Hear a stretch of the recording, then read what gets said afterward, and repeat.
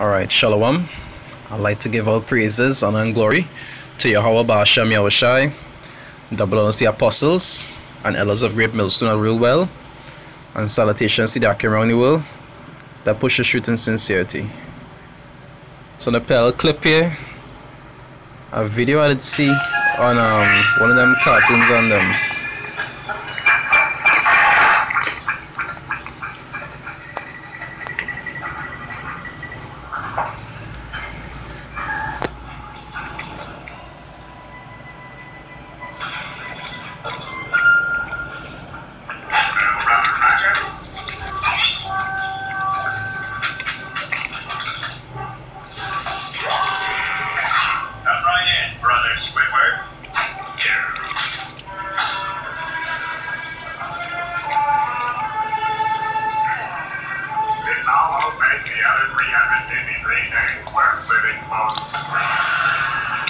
Now, the kind of bullshit that they're teaching children on these cartoons, you understand?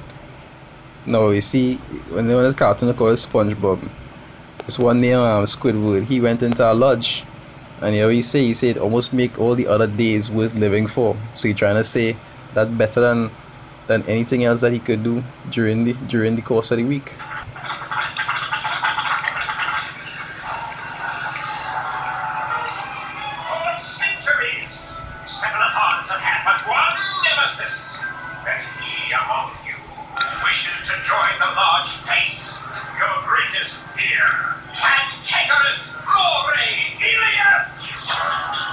There's a shady wickedness that this system does promote. There's put it in things like cartoon to program little children. There's do it in things like the school system, or all the other different philosophies that does teach and even push through society. You understand? Because this system really and truly is just wicked. This is Jeremiah 10, I'll start from 2, right? It said, "Thus saith the Lord." It said, "Learn not the way of the heathen." Now, there is something that they even used to talk about in the book of Deuteronomy. It say, "Learn not the ways of the heathens," because the minute you start to learn their way that is contrary to the way of the Most High, you're going to automatically get caught up. Because some jakes don't even understand that a lot of these practices that these heathens do is actually be like ritualistic. In other words, to be able to serve or honor their gods. So if you go and follow their customs and go and do the same thing that they just do, that you'll be honoring their gods also. You understand? We're not supposed to be following any of their hedonistic ways, because subliminally that is what they just do to get honor to their deities. And I read the title of this video. The title of this video is "This System Only Teaches Wickedness." That's why the scriptures say we're supposed to be separate. Right? Today, Colossians 2 verse 8, it says, "Beware lest any man spoil you through philosophy and vain deceit." Now, I just see like in Zechariah, I think it's 2:8, where it say, "Unto the nations that spoil you," because even though we get the warning, we still Jake does still end up becoming spoiled. It say, "Beware lest any man spoil you through philosophy and vain deceit, after the traditions of men, after the rudiments of the world, and not after Mashiach." Because the rudiments of the world, the traditions that they just keep, it contrary to what the Most High say. Because they don't honor biblical things. You see, how the Most High have holy days. They come up with the word holiday, which is a satanic version, and all the holidays that are sacred to them is always about vanity or wickedness. If you look at the origins, it either go back to self-praise or it go back to the praise of some deity. That is all that is really teaching this system. Anything that they uphold or try to teach or uplift is some kind of wickedness. The system doesn't teach you anything good. So there's So there's Matthew 10 verse read 25. We start from 24, right? It say, the disciple is not above his master, nor the servant above his Lord. Right? It say it is enough for the disciple that he be as his master, and the servant as his Lord.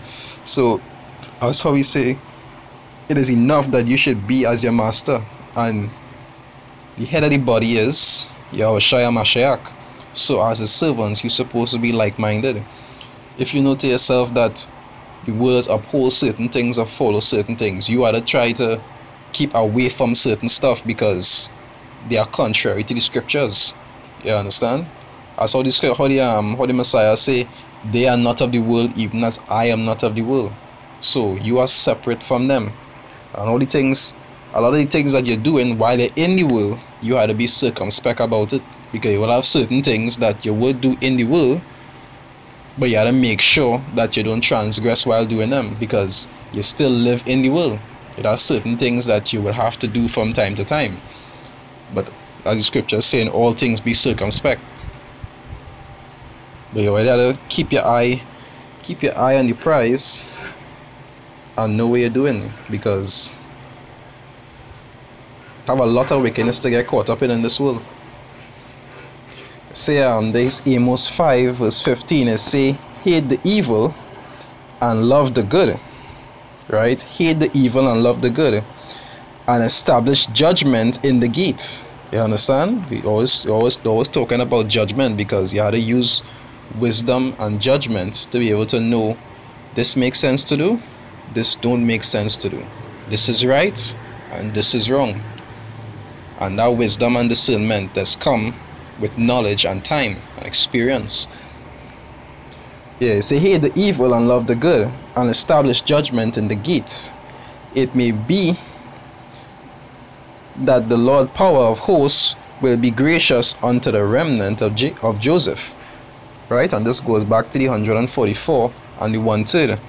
Those are the ones that he are going to be gracious to, because they are the one who, as the Messiah said also in John 17, who were kept from the evil. Even though they were among the evil, they were kept from the evil and being wicked like everybody else.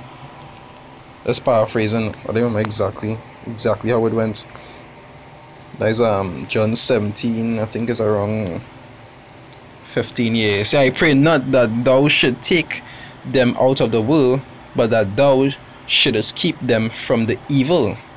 They say, they are not of the world, even as I am not of the world. So all the wickedness that this system does promote, as a man of the Most High, you'll be able to know and be able to discern the difference and try your best to stay away from it, because these things is what has caused men to fall, or cause your spirit to get messed up and get weak.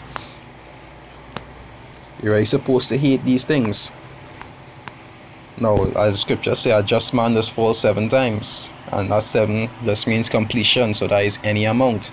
But you really have to use wisdom, because it's very simple to get caught up in this wickedness, because Satan doesn't come at you with things that you don't like.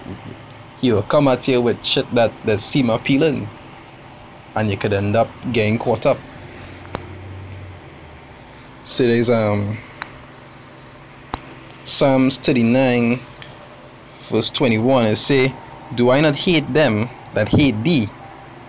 And am I not grieved with those that rise up against thee? And that is this whole entire system itself, because you realize everybody in this system who attached to this system outside of the Most High people, you realize that they really and truly hate the Most High.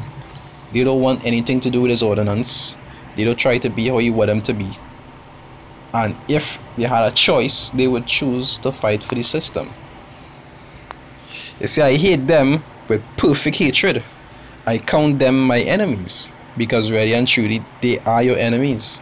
This system is your enemy, and everybody in this system is your enemy. You understand? Because when they start to teach their wickedness, when you don't want to comply with it, they will mark you for one day for destruction. The scriptures say they will kill you one thing they do with the Most High service. Because that's the mindset they're in. They will be wicked, but when you trying to be righteous, they'll watch you as wicked. That's how messed up the mind is. So really and truly, this system, you gotta be careful in this system. You understand? You really have to be careful. Because that's all they understand. Like all that is teach, and like all that is understand. Just simple wickedness. That's what the scriptures say. You can't make a unclean thing clean. You understand? But they could try to defile you with their wickedness. That way you have to be mindful about the things that you're exposed to and the things that you do. You understand? Anyway, with that, I'd like to give all praises, honor and glory to Yahweh Ba'ashem Yahushai, double honors the apostles and elders of Great Millstone that rule well, and salutations to the Akim around the world that pushes truth and sincerity. Shalom.